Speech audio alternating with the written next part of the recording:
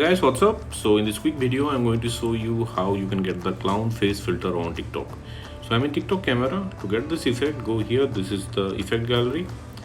Okay, in trending section you will see this image. Remember this image, this is the filter. Okay, suppose you are not finding the filter here in trending section, then what you can do, tap on the search button here and search for clown face. Okay, the first image, tap on it.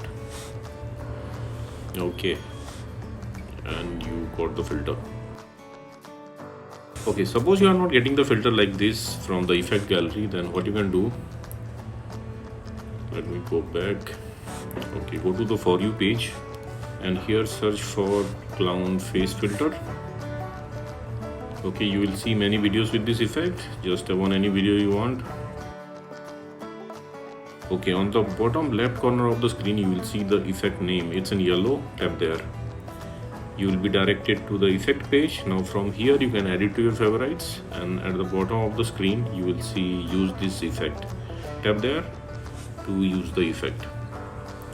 Likewise.